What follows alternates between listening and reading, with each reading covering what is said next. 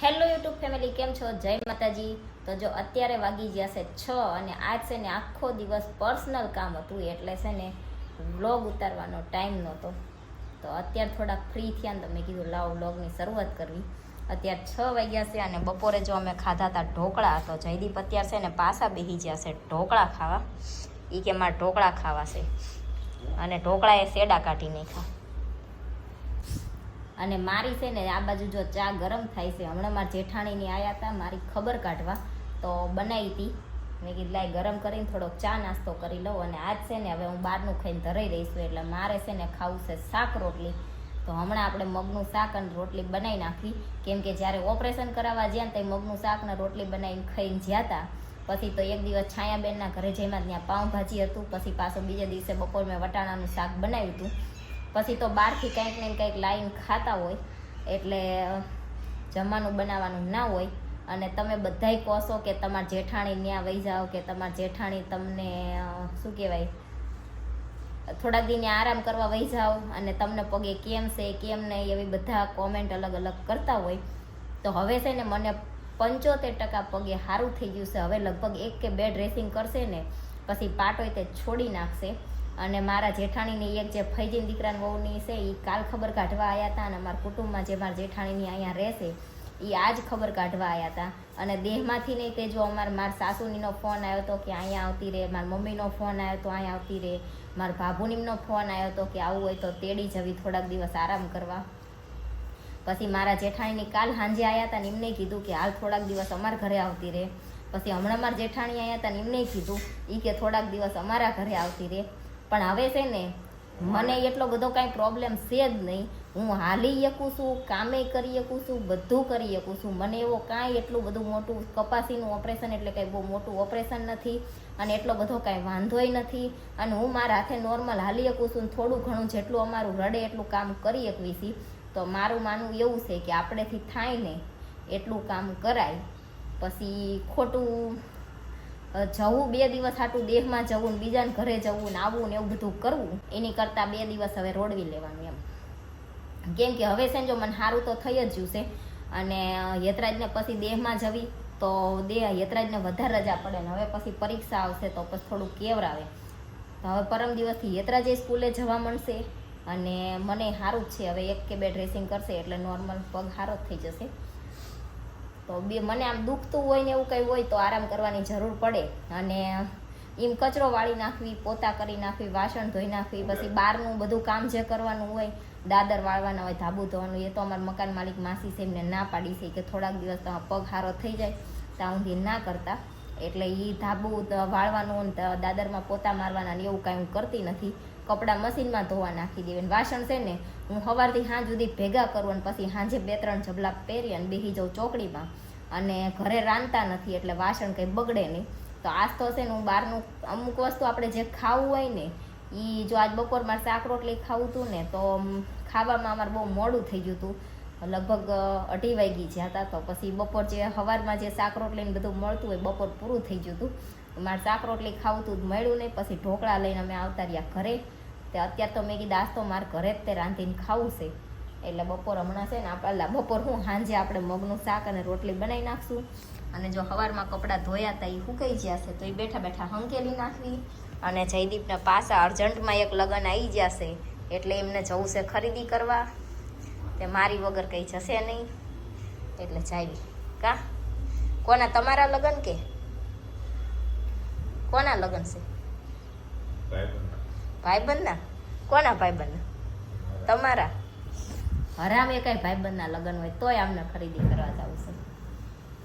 કેમ કે જેટલા કપડાં છે ને બધા એમને પહેરવા કાઢી નાખ્યા છે. આયે જઈએ નવા કપડાં છે નહીં તો એ કે આંટો મારતા આવી ગમશે તો લેશું, નહીં તો પછી પાછા એટલે જવાનું છે.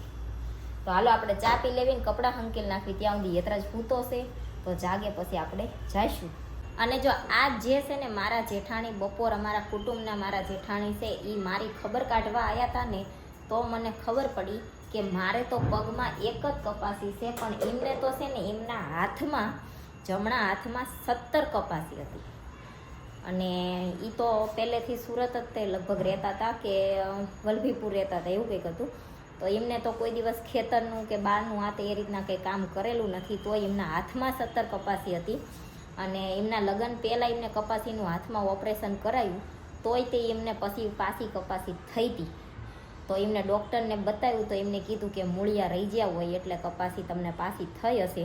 પણ જેને ઓપરેશન કરાયા પછી પાછી કપાસી થાય તો એનો દેશી જે દવા આવે એ જ તે કરવી પડે, આયુર્વેદિક દેશી જે કહેતા હોય. તો એને ઓપરેશન કરાયા પછી પાછી જેમ થાય ને પાછું ઓપરેશન ડૉક્ટરે એમ કીધું કે નહીં થાય, તમે દેશી દવા જે આવે ને એ આયુર્વેદિક કીધી કે દેશી બહુ આઈડિયા મને નથી, પણ એ આવશે તે પાછું આપણે પૂછશું. એ કરાવી એટલે એમને પછી 3 મહિના સુધી એ દવા લીધી ને એમને પછી એમને જેટલી કપાસી હતી ને બધી મટી ગઈ. તો એમને તો 17 હતી અને ઓપરેશન કરાયા પછી પાછી થઈ હતી. એટલે કોકને એવું બની કે 100માંથી 1-2 જણાને કે ઓપરેશન કર્યા પછી પાછી થાય, જે મને નહોતી ખબર. પણ આજ સવારમાં એમને મને ફોન કર્યો ખબર પૂછવા, ત્યારે એમને કીધું. અને પછી બપોરે હમણાં એમને ટાઈમ મળ્યો ને એટલે ખબર કાઢવા એ આવ્યા હતા. પણ એ વખતે હું વિડીયો ઉતારવો ભૂલી જઈ, નહીંતર એ વખતે તે આપણે કહીએ હતા. અને દવાનું નામ તો એમને યાદ નહોતું, પણ ચારેક એમના ઘરે બેહવા જઈશું તો પૂછશું, કદાચ એમને યાદ આવી જાય તો એમને તો હાથમાં 17 કપાસી હતી. એટલે ઓપરેશન કરાયા પછી અમુકને થઈ જતી હોય પાછી, એવું હોય એમ. જયદીપ, વિરલ ભાભીને 17 કપાસી હતી હાથમાં, તો એમને ઓપરેશન કરાયું ને તોય થઈ પાછી.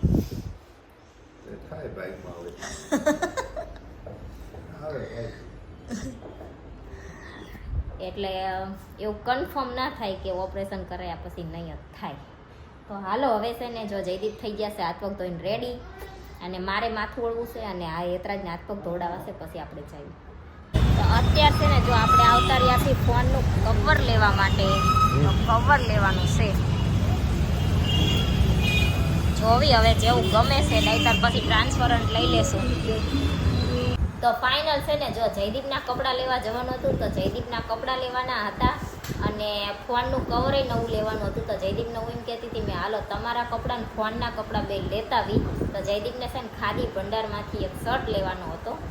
તો ખાદી ભંડાર છે ને 6:30 બંધ થઈ જાય છે, એટલે પાછા આવ્યા. અને જયદીપના કપડાં તો ના આવ્યા, પણ ફોનનું કવર અમે લેતા આવ્યા. એ હું તમને બતાવું. મેં ઘણાય કવર જોયા, પણ મને છે ને ફોન એન્ડ્રોઈડ હોય કે એપલ હોય, મને છે ને ટ્રાન્સપરન્ટ કવર જ વધારે ગમે. કેમ કે આપણને ફોનનો જે કલર ગમતો હોય એ આપણે લીધો હોય તો ટ્રાન્સપરન્ટમાંથી દેખાય. અને આ ફોનનો કલર તો જો કે મને નહોતો ગમતો, પણ પિંક કલરનું જે એકદમ છે ને લાઇટ પિંક કલરનું કવર મને ગમ્યું ને, તો એ છે ને iPhone 15 Pro Maxનું હતું, અને મારે 15 Pro છે એટલે ના મેળાયો. નહીંતર એ કવર બહુ મસ્ત હતું, પિંક કલરનું હતું ને ટ્રાન્સપરન્ટ હતું, તો મને ગમતું.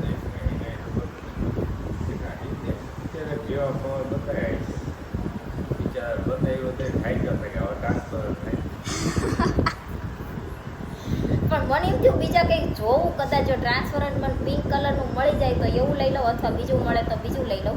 નહીંતર પછી તો ટ્રાન્સપરન્ટ તો લેવાનું જ હતું, કેમ કે મન વધારે છે ને ટ્રાન્સપરન્ટ કવર જ ગમે એટલે. અને એમાં હજી કવર નવું લઈને આવ્યા જ છીએ, અને ચડાવવામાં તે જયદીપે સેજ અમથી ક્રેક કરી નાખી. અને આપણે છે ને નોર્મલ ફોન ગમે એ હોય ને એના ટ્રાન્સપરન્ટ કવર લેવા જવી ને એટલે 50 થી 100 રૂપિયાના આવી જાય. અને આઈફોનના ટ્રાન્સપરન્ટ કવર જેટલા મોંઘા આવે ને એ તો જે આઈફોન વાપરતા હશે એને ખબર જ હશે. એટલે આની કરતાં તો એમ થાય કે સાદા ફોન વાપરવા સારા, પણ આ તો વિડીયોની ક્વોલિટી હાટું થઈને વાપરવા પડે. બાકી ઓલા ફોનમાં પડ્યો હોય તો ખર્ચો ઓછો, કવરે હટ લઈને સસ્તા મળી જાય, અને આના કવરે એટલા મોંઘા હોય. અને આ કવર છે ને, જો મારો ફોન હારે આવ્યું હતું એ કવર છે. અને એ જો આટલું બધું પીળું થઈ ગયું કેમ કે આ ફોન ગરમ વધારે થાય ને એટલે. હવે આને છે ને ધોળું કરવાનો કંઈક ઉપાય ગોતવાનો છે, મળી જાય ને તો આ કવર મસ્ત છે. જો પાછળથી એકદમ કડક અને આ સાઈડમાંથી એકદમ લૂઝ છે ને, તો કાઢવું હોય ને તો ફટોફટ નીકળી જાય છે. અને અત્યારે અમે જે કવર લઈને આવ્યા ને આ કવર છે, જો મસ્ત મજાનું. કયું જૂનું કવર છે? અને એ કવર અમારે હેતરાજે લઈ લીધું કા.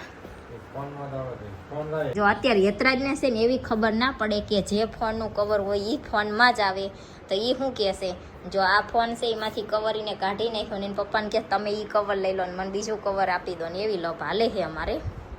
કેમ કે એને એવી નથી ખબર પડતી કે જે ફોનનું કવર હોય એમાં જ હાલે. અને ત્રણેય ફોન અલગ અલગ છે. આ કદાચ વિવોનો છે, આ એમઆઈ નો છે અને મારો આઈફોન છે. હે 60 Pro Max 60 નથી ભાઈ 50 હે 50. અત્યારે હવે છે ને આપણે બનાવવાનું છે મગનું શાક અને રોટલી તો બનાવી નાખવી. કેટલાય દિવસ પછી આજ ઘરનું જમવાનું છે ને કેટલાય દિવસથી બહારનું ખાઈ ખાઈને હવે બહારનું એટલે 2-3 દિવસ જ ખાધું હશે પણ એમ થાય કે આજ છે ને હવે શાક રોટલી જ ખાવું છે. હવે બહારનું કાંઈ નથી ખાવું એવું થઈ ગયું છે એટલે શાક રોટલી બનાવી નાખવી. નવું કવર લઈને આવ્યા ને એની ટ્રીટમેન્ટ આલે છે.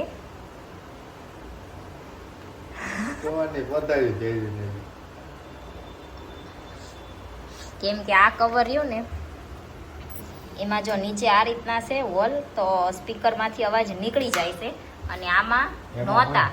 મને ખોટા ત્યાં રવાડે ચડાવ્યો કવરની પથારી જેવી. તો હું બા પાડતી જ તી બાખા. કેવું ભૂલું કીધું એવું ના કરતા. અને એને છે ને એવા બાંખા નહોતા તો અવાજ છે ને અત્યારે હું સાંભળતી હતી ને તો આવતો નહોતો. પછી મેં જયદીપને કીધું તો જોયું તો એમાં બાંખા નહોતા. હું પિન લઈને બાંખા પાડતી હતી ને તે કારીગર એવું ચા કરો હો. ડિઝાઇન તો આપી ને મારે. હા ડિઝાઇન આપો. તો કારીગર બાંખા પાડે છે. હવે કાં તો કવર રહેશે ને કાં જાય છે કરે એમ ખરા. હવે નથી આઈન પણ નથી પાડવા હું પાડી દઈશ. લાવો